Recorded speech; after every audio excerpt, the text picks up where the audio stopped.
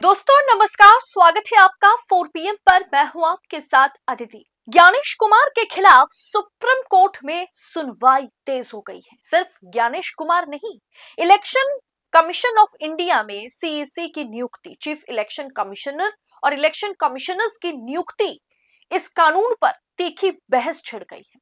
भारत के लोकतंत्र के लिए दोस्तों ये दिन बहुत बहुत अहम है, क्योंकि सुप्रीम कोर्ट में उस विवादित कानून को चुनौती दी गई है जो चुनाव आयुक्तों की नियुक्ति की शक्ति सीधे तौर पर सरकार के हाथों में सौंपता है। आप जानते हैं कि पहले उस पैनल में सीजीआई मौजूद हुआ करते थे, लेकिन 2023 में आए कानून में चयन समिति से भारत के मुख्य न्यायाधीश सीजीआई को हटाकर एक कैबिनेट मंत्री को जगह दी गई है। याचिकाकर्ताओं का दावा है कि ये लोकतंत्र की हत्या है। वहीं टीएमसी के पूर्व सांसद, क्योंकि अभी हाल ही में पश्चिम बंगाल में जो स्थिति पैदा हुई, पश्चिम बंगाल में जिस तरीके से ममता बनर्जी को सत्ता से हाथ धोना पड़ा, उसके लिए चुनाव आयोग की तमाम प्रक्रियाओं को जिम्मेदार ठहराया गया, एसआईआर को जिम्मेदार ठहराया गया। ऐसे में टीएमसी के पूर्व सांसद साकेत गोखले ने इस प्रक्रिया पर सनसनीखेज आरोप लगाए।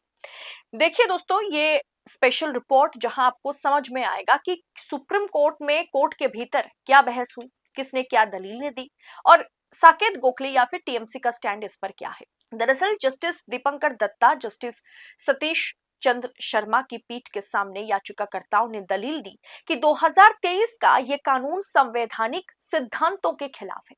वरिष्ठ वकील विजय हंसरिया जो है, उन्होंने अनूप बर्नवाल फैसले का हवाला देते हुए कहा कि चुनाव आयोग को कार्यकारी यानी एग्जीक्यूटिव प्रभाव से मुक्त रखना अनिवार्य है। अब जानते हैं दोस्तों कि अगर सरकार चीफ इलेक्शन कमिश्नर को नियुक्त करेगी, सरकार अगर जजों को नियुक्त करेगी, जजों के अपॉइंटमेंट अगर सरकार के हाथों में चला जाए, तो फिर क्या माहौल बनेगा सुप्रीम कोर्ट का, क्या माहौल बनेगा हाई कोर्ट का। लेकिन वही माहौल अब कहीं ना कहीं चीफ इलेक्शन कमिश्नर की नियुक्ति से जैसे ही जो न्यूट्रल एलिमेंट्स थे, जो न्यूट्रल समिति के मेंबर थे, उन्हें हटाया गया, जिसमें सीजीआई थे, उन्हें हटा करके हर फैसला जो है वो अमित शाह और नरेंद्र मोदी ने मिलकर के लिया था ज्ञानेश कुमार की नियुक्ति के दौरान। और राहुल गांधी बकायदा वो मीटिंग छोड़ करके उठ के चले आए थे, क्योंकि उनके हामी या नामी से कोई फर्क नहीं पड़ता। दरअसल दोस्तों, यहाँ पर याचिकाकर्ता ने सवाल उठाया कि अगर चयन समिति में प्रधानमंत्री और उनके द्वारा नामित मंत्री अमित शाह होंगे तो बहुमत हमेशा सरकार का ही रहेगा। ऐसे में चुनाव आयोग की जो ऑटोनॉमी है वो कैसे उसे बचाया जाएगा, वो कैसे बचेगी ऑटोनॉमी। दोस्तों, की जो टिप्पणी है, कोर्ट की टिप्पणी यह है कि क्या संसद को निर्देश दिया जा सकता है इस मामले में, संसद क्या कोई फैसला ले सकता है।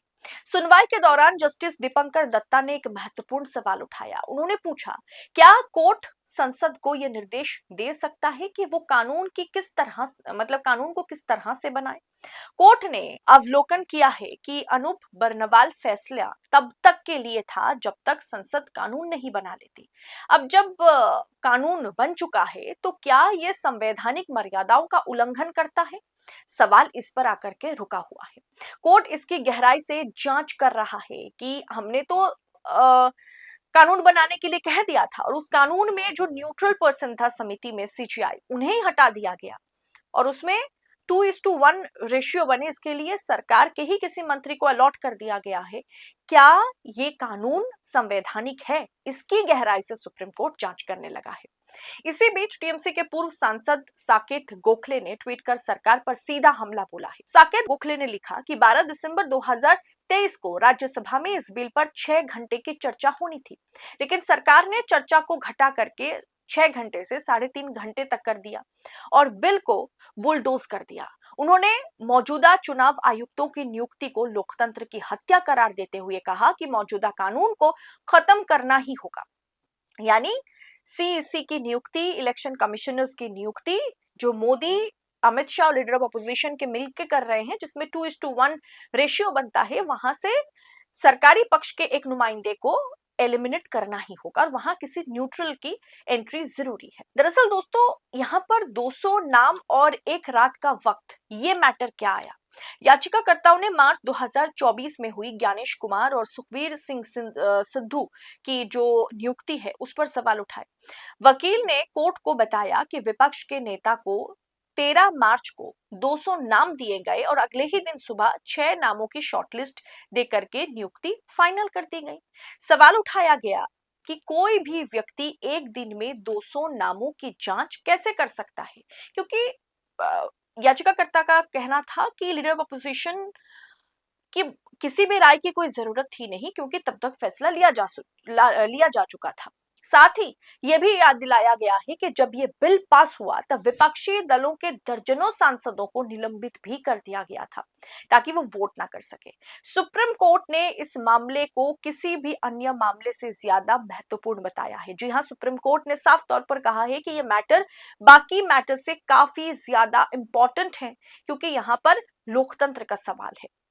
इस मामले की अगली सुनवाई अगले गुरुवार को होगी। अब क्या चुनाव आयोग की निष्पक्षता बरकरार रहेगी या चयन का पूरा अधिकार जो है वो अभी जैसे सरकार ने छीन लिया है, अपने पास रखा है, मोदी शाह के पास है, क्या वैसा ही रहेगा? देश की नजरें अब शीर्ष अदालत के इस फैसले पर टिकी हुई है, जहां इलेक्शन कमीशन में चीफ इलेक्शन कमिश्नर और इलेक्शन कमिश्नर्स की नियुक्ति में जिस तरीके से न्यूट्रल पक्ष को सरकार ने एलिमिनेट करके अमित शाह को बिठा दिया गया है, क्या उसमें से किसी एक व्यक्ति को हटा करके फिर से किसी न्यूट्रल व्यक्ति की एंट्री सुप्रीम कोर्ट कराएगा? यह आगे देखना दिलचस्प होगा। इस पर सुप्रीम कोर्ट में जो याचिकाकर्ता है उनका पक्ष तो हमने सुना, इस पर सरकारी पक्ष क्या कहता है यह भी सुनना जरूरी है।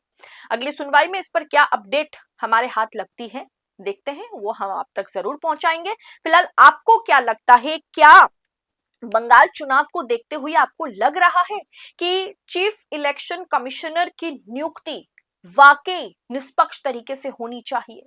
जहां मोदी, शाह और लीडर ऑफ अपोजिशन ना बैठे, वहां एक सत्ता पक्ष के किसी मंत्री को बिठाया जाए, एक विपक्ष के लीडर ऑफ अपोजिशन को बिठाया जाए और एक न्यूट्रल व्यक्ति को वहां पर बिठाया जाए कमेटी में। आपको क्या लगता है, आपकी क्या राय है? कमेंट बॉक्स में हमें बताइएगा जरूर। और ऐसी खबरों को यूं ही पाने के लिए 4 PM के साथ बने रहे। इस रिपोर्ट में इतना ही, आपसे जल्द होगी मुलाकात। बहुत बहुत शुक्रिया आपका। जय हिंद, जय भारत।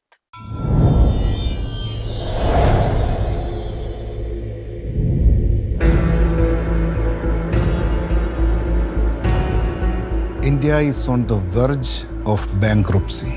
देश कंगाल होने वाले हैं।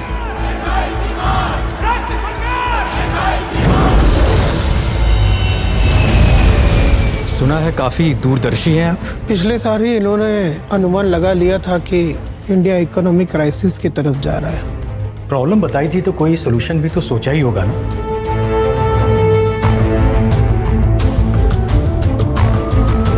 गवर्नर ने रिजाइन कर दिया है। डेप्यूटी को छोड़ के कोई सिफारिशी टट्टू ला रहे हैं गवर्नर के पोस्ट पर।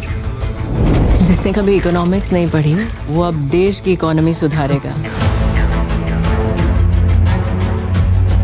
क्या बोलते हैं सीआर सर, ये नए गवर्नर संभाल पाएंगे? मिस्टर गांधी के सिफारिश से आए हैं। गवर्नमेंट को तो बलि का बकरा चाहिए था, मिल गया। आपका प्लान फेल हो चुका है सर, आप फेल हो चुके हैं। If I fail, RBI fails. If RBI fails, India fails.